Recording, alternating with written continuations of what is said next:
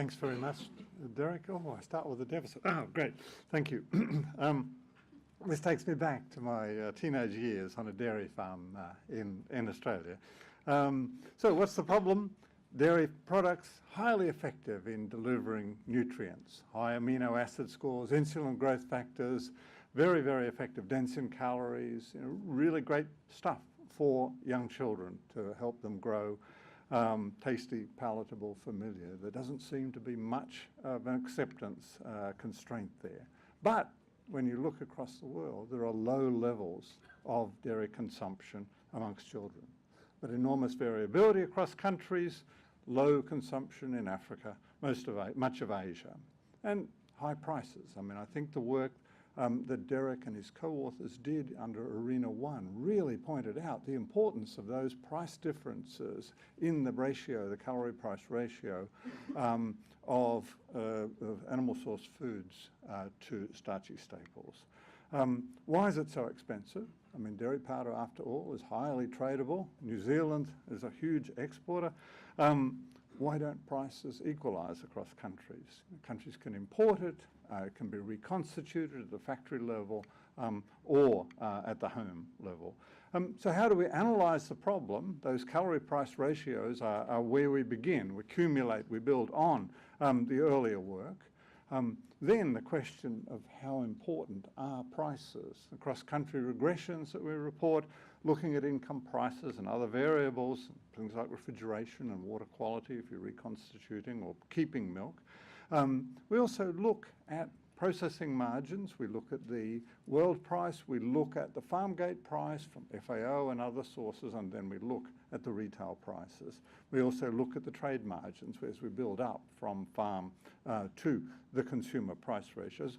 Then we look at reform options, and it turns out there are big differences in the types of countries. There are some countries that are seeking to protect industries that are marginally competitive, some that have lower prices that have actually decided to rely on imports in a large-scale way. When we look at the frequency with which children eat dairy products, we find it's very low in most of the African countries and in the poorer countries of Southeast Asia that are classified in the definition we're using, so Lao and Lao PDR and others. Now, those countries with low rates of consumption, not surprisingly, generally have relatively low PPP incomes, much lower than the incomes in Latin America, for instance, and Middle East, North Africa.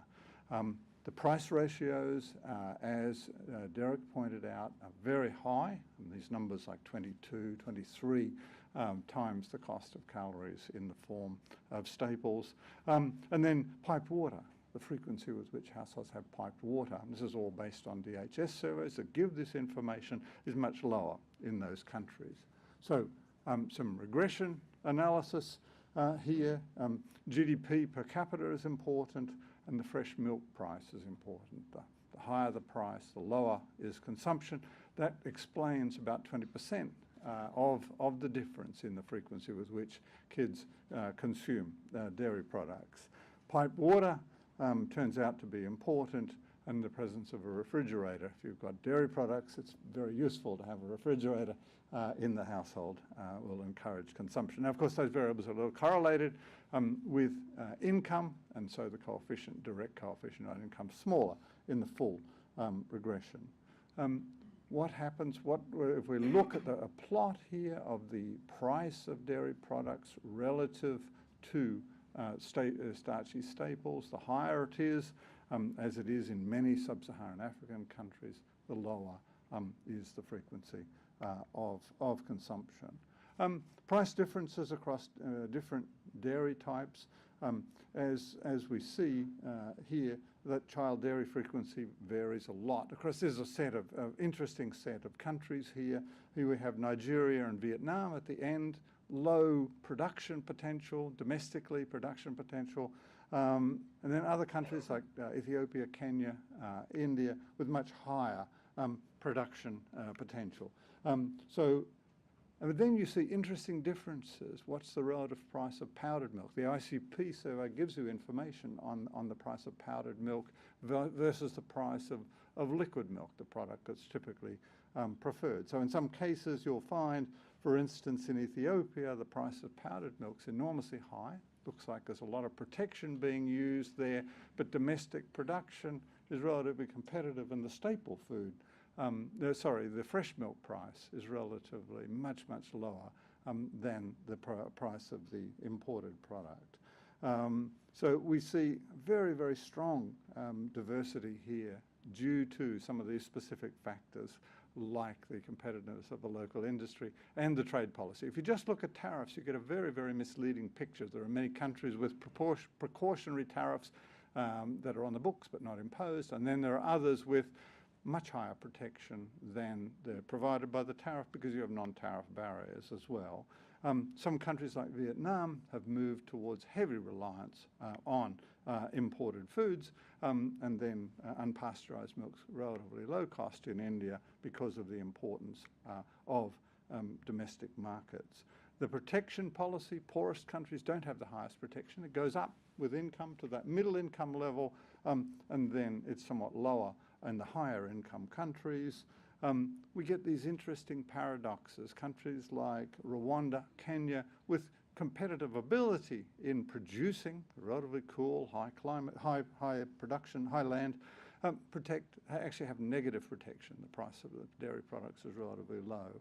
Some of the countries with medium